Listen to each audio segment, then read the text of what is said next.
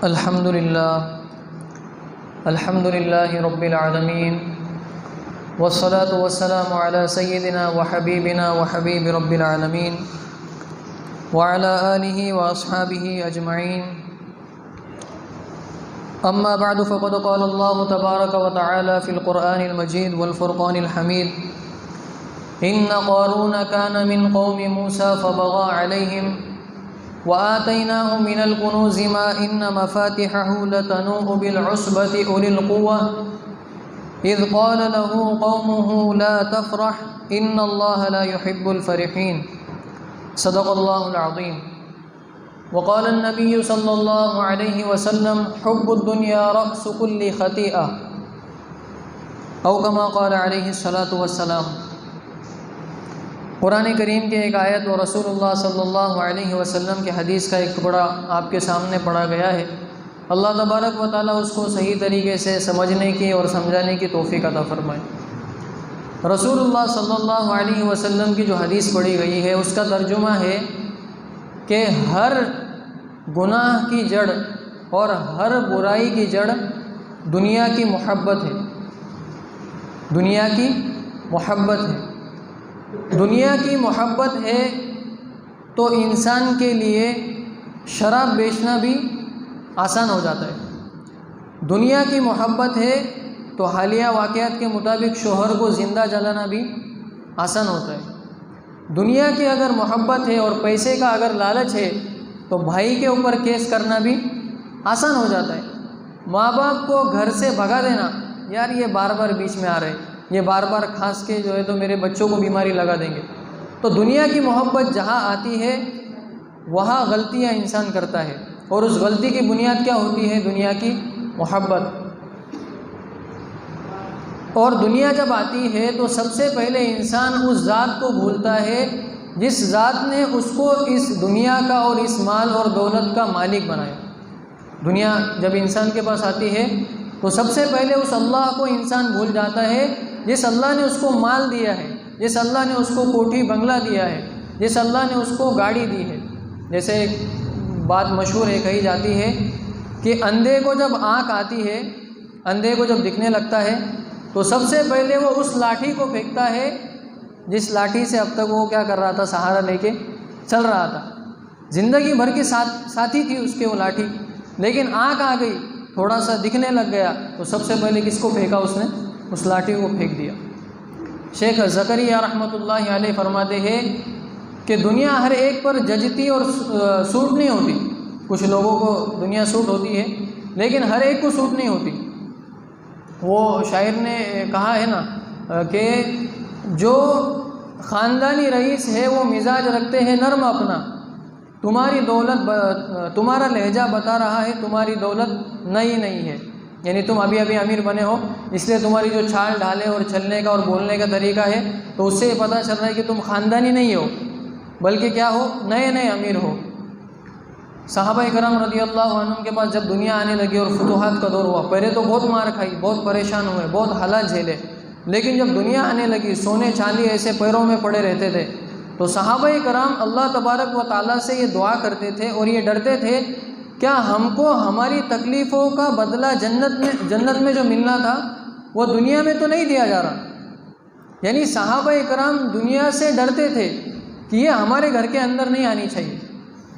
लेकिन आज हमारा माहौल ये है कि सारी तगोदो और सारी भागदौड़ किसके लिए है? दुनिया के लिए है। तो दुनिया ऐसी चीज़ है कि जिसके पास आ जाए उसकी चाल ढाल बदल जाती है, अल्लाह को भूल जाता है, उसके आदत और अखलाक भी किधर अलग ही चलने लगते हैं। तो जब इंसान के पास माल आता है तो वो धुलाई भी करवाता है। इस तरीके से क्या होती है? धुलाई भी होती है। तो हमारे पास माल और दौलत है, हमारे पास ज़्यादा से ज़्यादा कितने होंगे? 1 करोड़, 2 करोड़, 5 करोड़, 10 करोड़। हम इतने में खुश हैं और इतने में उछलते हैं कि बस हमारे जैसा कोई नहीं, हम चू दीगर नेस्त, यानी हम जैसा कोई दूसरा नहीं है।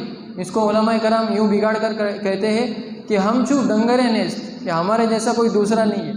वो लफ्ज़ का दूसरा नहीं है। तो कुरान करीम ने भी एक मालदार का और एक जो ताकतवर था और अल्लाह तबारक व तआला ने उसको बहुत ज़्यादा माल दिया था, उसका जिक्र ऐसे था जिसके पास सबसे ज़्यादा दौलत दी थी अल्लाह तबारक व तआला ने। कौन था वो? कारून था। अब अल्लाह तबारक व तआला ने इसके बारे में ज़िक्र किया है।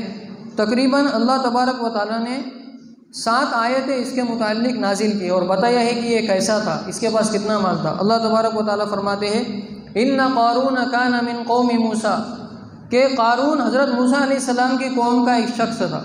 बाज़ रिवायतों में आता है तफसीर में कि ये बनी इसराइल का एक शख्स था। और इमाम नख़ई और इमाम क़तादा का कहना है कि ये हज़रत मूसा के चचा का बेटा था। किसके चचा का बेटा था? इसलिए अगर कोई अच्छे घर का कोई 1-2 बंदा बिगड़ जाए तो इसलिए उस घर पे शक नहीं करना चाहिए। क्यों नहीं करना चाहिए? कि हज़रत लूत अलैहिस्सलाम अपनी बीवी को ज़िंदगी भर समझा रहे, वो सुधरने के लिए तैयार नहीं है।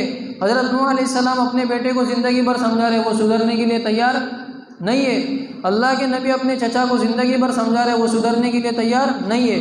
तो इसलिए अगर कोई एक ख़ानदान अच्छा हो, उसमें 2-3 अगर ख़राब निकल जाए तो ये नहीं कहना चाहिए कि ये लोगों को नसीहत करते हैं इनके घर में ऐसा है, नहीं। फिर यहाँ तो सबको नाम रखना पड़ेंगे, नबी को भी नाम रखना पड़ेंगे, नऊज़ुबिल्लाह। तो हज़रत मूसा अलैहिस्सलाम के चचा का बेटा था, चचाजाद भाई था। तो उसने क्या कर दी? सरकशी कर दी। सरकशी ऐसी हुई उसकी कि फ़िरऔन ने उसको बनी इसराइल का ज़िम्मेदार बनाया था।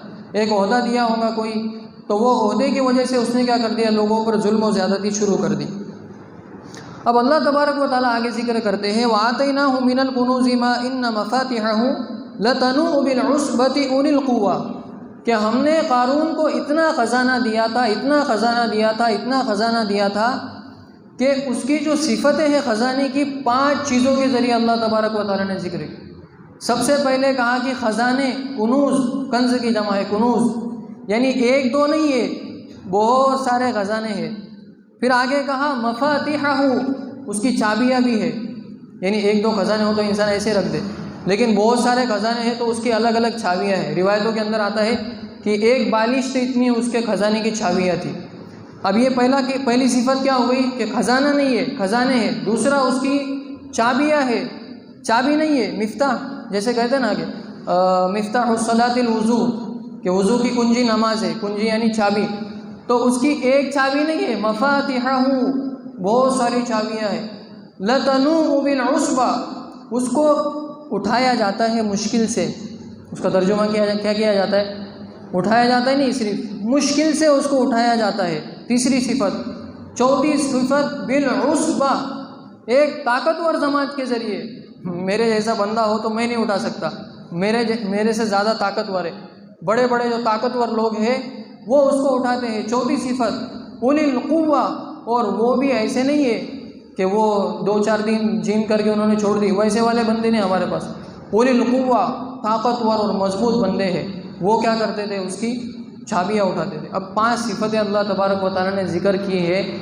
इसका मतलब उसको ठीक ठाक दौलत मिली थी, मालो दौलत मिली थी। अब मालो दौलत मिलने के बाद होता ये है कि इंसान की जो ऊपर की सेटिंग है वो आउट हो जाती है। इंसान की ऊपर की सेटिंग क्या हो जाती है? ख़राब होती। वो चलता ज़मीन पे, लेकिन उसको लगता है कि 2 बालिश ऊपर चल रहा हो। वो बैठा हुआ गाड़ी में होता है, लेकिन उसको लगता है कि अपना प्राइवेट जेट है। वो बात ऐसे करता है कि उसको लगता है कि यार ये पत्थर है, यानी यूँ बात करेंगे तो अमीर लोग कैसे बात करते हैं? इंसान है ना, बाजू में खड़ा इंसान है ना, उसकी इज्जत है ना, कुछ तो उसका मकाम और मर्तबा है ना। मिट्टी का तो पत्थर नहीं है कि थोड़ी इधर बात कर ली, थोड़ी इधर बात कर ली, नहीं। लेकिन मालो दौलत से क्या हो जाती है? ऊपर की सेटिंग आउट हो जाती है। तो उसकी भी सेटिंग क्या हो गई? आउट हो गई। अब हज़रत मूसा अलैहिस्सलाम उसको नसीहत कर रहे कि देख, अब नसीहतें क्या की, यानी ये तो नसीहत क़ारून को भी है और हर मालदार को ये नसीहत है। वो कौन सी नसीहतें हैं? कि 5 नसीहतें कुरान करीम में अल्लाह तबारक व तआला ने क़ारून के ज़रिए से तमाम मालदारों को की। सबसे पहली नसीहत क्या है? कि ला तफ़रह, इतरा मत। क्या मत कर? इतरा मत, अकड़ मत, और अपनी चालबाजी मत दिखा लोगों को।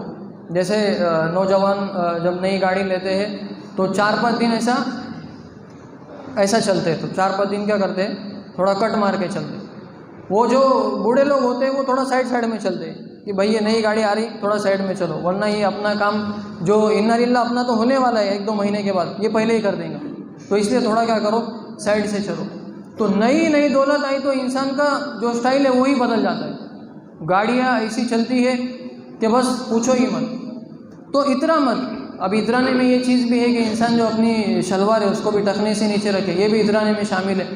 बाज़ लोग कहते हैं कि हम तकब्बुर से नहीं करते तो मान लो, फिर उठा लो थोड़ी सी ऊपर, इसमें क्या जाएगा। तो ये ना मानना, हुजूर ने एक बात कह दी है उसको ना मानना, यही तकब्बुर है कि हक़ का इंसान क्या कर दे, इनकार कर दे। फिर रसूलुल्लाह सल्लल्लाहु अलैहि वसल्लम की एक हदीस है, मन लबिथ सौब शुहरतिन फिद दुनिया अलबसहुल्लाहु सौब मदल्लतिन यौमल क़ियामा, कि जो इंसान दुनिया के अंदर ऐसा ड्रेस पहनेगा, ऐसा कपड़ा पहनेगा कि वो उसके ज़रिए से लोगों के अंदर शोहरत चाहे। यानी कुछ लोग होते हैं ना कि भाई वो उनका पेट ही नहीं भरता जब तक उनकी तारीफ़ ना की हो, बाद में जाकर वो चर्चा भी करते हैं कि यार हम इतना ये करके आए और हमारी तारीफ़ ही नहीं हुई, हमारा जिक्र ही नहीं आया। तो जो इंसान शोहरत के लिए कपड़ा पहनेगा, अल्लाह तबारक व तआला क़यामत के दिन ज़िल्लत का कपड़ा उसको क्या करेंगे, पहनाएंगे। पहली नसीहत ये कि ईमानदार को कि वो उसको क्या नहीं करना चाहिए, इतराना नहीं चाहिए। दूसरी नसीहत ये की कि वब्तग़ि फ़ीमा आताकल्लाहु दारल आखिरा, कि जो अल्लाह तबारक व तआला ने तुमको दिया है उसके ज़रिए से कुछ आखिरत भी कमाओ। अगर आपके पास 1 करोड़ है और 50 लाख के अंदर आपके घर के कामों काज एकदम 5 स्टार जैसे चल रहे, तो बाकी के 50 लाख के लिए सोचो कि हम आखिरत के लिए कुछ उसको दे दें, कुछ उसको हम मदरसे में खर्च कर दें, कुछ गरीबों पे खर्च कर दें, कुछ बेवाओं पे खर्च कर दें। लेकिन इंसान अगर 1 करोड़ कमाता है तो वो ये चाहता है कि पूरे 1 करोड़ मेरे हैं और मैं ही उसको इस्तेमाल करूँ, दूसरे का इसमें कोई हक़ नहीं है। तो दूसरी नसीहत ये है मालदार को कि उसको आखिरत तलाश करनी चाहिए अपने माल के ज़रिए से। फिर तीसरी नसीहत ये की कि ला तंस नसीबक मिनद दुनिया, कि दुनिया भी ऐसी नहीं कि तो हम तुझे ये भी नहीं कह रहे कि पूरा माल उठा के क्या करते अल्लाह के रास्ते में दे, नहीं, तो अपनी ज़रूरत का ले ले, अपने घर वालों की ज़रूरत का ले ले, तुझे जितने कर्ज़े देना है वो अलग निकाल ले हमारे माहौल के हिसाब से, और बाकी का जो बचा है उसमें से कुछ फ़ीसद अल्लाह को दे दे। ये तीसरी नसीहत की। और ये इस्लाम का एतदाल है कि इस्लाम जब पैसा खर्चा करने की बात करता है तो ऐसा नहीं कहता कि पूरे दोनों हाथ ऐसे खाली करके रख दो, क्योंकि जब दोनों इंसान हाथ खाली करके देता है तो बाद में खुद क्या हो जाता है, भिखारी बन जाता है। तो ये नहीं कहा गया इस्लाम में कि तुम पूरा खर्चा कर दो, बल्कि अपनी जो ज़रूरत का है वो निकाल दो, बाकी का गरीब को दे दो। और यही माल का हक़ है कि अपनी ज़रूरत का निकाल लिया जाए और बाकी का किसको दिया जाए, गरीब को। शेख ज़करिया ने तो लिखा है कि इंसान का पेट भरने के बाद लुक़मा खाना हराम है। क्यों? क्योंकि उसकी ज़रूरत पूरी हो गई, अब जो बचा हुआ हक़ था वो गरीब का था, अब उसने उसको अपने अंदर ठोसना शुरू कर दिया। इसका मतलब वो क्या कर रहा है, हराम के लुक़मे खा रहा है। तो तीसरी नसीहत ये की कि तुझको क्या करना चाहिए, अपने ज़रूरत का निकाल ले और बाकी का क्या कर दे, खर्च कर दे। फिर चौथी नसीहत ये की कि वह अहसिन कमा अहसनल्लाहु इलैक, कि अल्लाह तबारक व तआला ने तुझे इतने बड़े बड़े ख़जाने दिए हैं कि तेरी चाबियाँ उठाने के लिए ताकतवर मर्द लगते हैं, तो तू कुछ गरीबों और फ़कीरों पर भी क्या कर दे, अपने लिए निकाल ले और कुछ गरीबों और फ़कीरों पर क्या कर दे, खर्च कर दे। वला तबग़िल फ़साद फ़िल अर्द, और ज़मीन में फ़साद मत फैला। ये जो है ना आजकल डीजे लगाते हैं, जो गाने गाते हैं, और नाम तो इस्लाम के लगे हुए हैं लेकिन काम पूरे शैतान के चल रहे हैं उसके अंडर में। नाम इस्लाम का है और नीचे काम क्या है, शैतान वाले हैं। बर्थडे मनाना है, उसमें लड़कियों को लाके नचाना है, और मौलानी बाबा के दरगाह पे जो फसाद मचाया जा रहा है, अल्लाह वाले हैं बेचारे, उनकी कब्र में भी उनको सुकून देने के लिए हम तैयार नहीं, वो उनको तकलीफ़ दी जा रही है। तो ये फसाद है ना, डीजे बजाना और ये सब शैतान को खुश करना फसाद है। ये क्यों फसाद हुआ? क्योंकि 500 रुपये की पावती बनी, 1000 रुपये की पावती बनी, अब पैसे जमा होंगे तो फसाद होगा। तो ये कहा कि फसाद मत करो, पावती मत बनाओ। फसाद कब? पैसे जमा नहीं होंगे तो सब गरीब बैठेंगे, जिक्र करते बैठेंगे जाके, तो दूसरा क्या करेंगे। और पैसे होंगे तो फिर नाचेंगे, पैसे होंगे तो फिर दूसरी जगह पे फ़ोन करके डीजे वाले को बुलाया जाए। तो पांचवी नसीहत ये कि ला तबग़िल फ़साद फ़िल अर्द, कि पैसा आने के बाद ज़मीन में फ़साद मत फैलाओ। तो बाज़ लोग तो शराब भी पीते हैं उसके अंदर, और बाज़ लोग तो लड़कियों को भी छेड़ते, फिर झगड़े करते, फिर वो कोर्ट कचहरी और पुलिस और ये और इसको फ़ोन लगाओ, उसको फ़ोन लगाओ। ये सारे फसादात क्यों हुए? कि पैसा जमा हुआ। तो पांचवी नसीहत क्या की कि अगर पैसा आया है तो क्या मत करो, फसाद मत फैलाओ। फिर जब ये नसीहतें की तो मालदारों का यह मसला होता है कि उनको बोलने वाले अच्छे नहीं लगते, टोकने वाले उनको अच्छे नहीं लगते। तो उसने आगे से जवाब दिया, क़ाल इन्नमा ऊतीतुहु अला इल्मिन इंदी, कि ये जो मुझको मिला है, आजकल के एजुकेटेड लोग जो है सबका रोना यही है कि यार ये मौलाना लोग कैसे बीच में आ जाते हैं। पढ़ाई मैंने किया, मेहनत मैंने किया, मशक्क़त मैंने झेला और एग्ज़ाम क्रैक मैंने किया, और पैसे जब कमाओ तो फिर अल्लाह बीच में कहाँ से आया। जो जो बिजनेसमैन बंदा है वो कहता है कि मुझको मार्केट मालूम था कि इसका रेट बढ़ने वाला है, मैंने फ़ौरन से 2.5 लाख 3 लाख उसमें खर्चा करके उसको ले लिया। ये मैंने मेरे दिमाग से और माइंड से किया ना, मुझे पता था इसका रेट बढ़ने वाला है तो मैंने पहले स्टॉक कर लिया। अब मैंने अपना दिमाग लगा के स्टॉक किया, मैं अपनी मेहनत से मजदूर लगा के वो सामान बेच रहा हूँ। फिर ये सफ़ीर लोग कैसे आ गए पावती बनाने की? अल्लाह कहाँ से बीच में आ गया? लेकिन गौर करने की बात है और सोचने की बात है कि अल्लाह अगर तुम्हारे हाथ से उस रिज़्क़ को छीन ले, जैसे अल्लाह तबारक व तआला ने तुमको ये सलाहियत दी कि तुम क्या करो, उसको ख़रीद के रख दो। अगर अल्लाह तबारक व तआला उसका रेट ही गिरा देता ख़रीदने के बाद, तुम क्या करते? कुछ कर सकते हैं इंसान? जैसे बाज़ लोग कहते हैं यहाँ चीज़ चाहिए तो सिर्फ एक पैसा, लकवा मारे तो पैसे फिरने से लकवा सीधा होगा। आज हज़ारों करोड़ों शुगर के मरीज़ है, वो अपनी पसंद की चीज़ नहीं खा पा रहे, गड्डियाँ रखी हुई बाजू में, लेकिन पसंद की चीज़ नहीं खा पा रहे। डॉक्टर ने लिस्ट दी हुई है, ये खा सकते, ये नहीं खा सकते। लकवा ठीक होगा पैसे फेरने से, शुगर ठीक होंगी पैसे अगर चाय में डुबो के खाना शुरू करे तो शुगर बोलेंगी कि मैं चली जाती हूँ और तू बहुत मालदार है। अल्लाह तबारक व तआला का कोई मुकाबला नहीं कर सकता। तो जो बीमारियां हैं वो अगर अल्लाह तबारक व तआला की तरफ से आ जाए तो पैसा उसके सामने काम नहीं कर सकता। डॉक्टर भी आखिर में क्या बोलते हैं कि हमको जो करना था वो हमने कर दिया, अब ऊपर वाले के हाथ में। ये कौन है ऊपर वाला? यही तो अल्लाह है जो डॉक्टरों को भी आजिज़ कर देता है पैसे के सामने कि पैसा कुछ नहीं कर सकता, जो करेंगे वो मेरी ज़ात करेंगे। आखिर में किसके दरबार पे आना पड़ेगा? मेरे दरबार पे। तो एजुकेटेड लोग ये कहते हैं कि हमारा इल्म है, हमने कमाया है, हमारा पैसा है। लेकिन अल्लाह तबारक व तआला ने क्या कहा? क्या इसने नहीं देखा कि हमने बहुत से लोगों को क्या कर दिया? हलाक कर दिया, जो इससे ज़्यादा ताकतवर थे और इससे ज़्यादा क्या थे? पावरफुल थे। अब ये नसीहतें हो गई, इंशाल्लाह इसको ख़त्म करते हैं। ये नसीहत हो गई। नसीहत होने के बाद कारून क्या कर दिया? नसीहत का उसने इनकार कर दिया और वापस पूरे ठाटो बाट के साथ क्या किया? कौम के सामने निकला। फ़खरज अला कौमिही फ़ी ज़ीनती। तो अब जब ये कौम के सामने ठाटो बाट से निकला तो जो दुनियादार लोग थे वो दुनियादार लोग कहने लगे कि यार इसके पास तो बड़ी फॉर्च्यूनर है, इसके पास तो इंडियर है, काश हमारे पास ऐसा होता, इसका तो बहुत बड़ा बंगला है, काश हमारे पास ऐसा होता, इनकी औरतें तो ये चीज़ें इस्तेमाल करती है, काश हमारे पास भी ऐसा होता। और इल्म वाले कह रहे थे कि ये हलाकत हो इसके लिए कि आखिरत को छोड़कर ये दुनिया के अंदर ही मगन हो गया। आखिरत को छोड़कर क्या हो गया? ये दुनिया के अंदर मगन हो गया। तो अल्लाह तबारक व तआला ने इसको धमकी दी कि तू इससे क्या कर दे, बाज आ जा। लेकिन वो वापस इतरा कर क्या कौम के सामने निकला।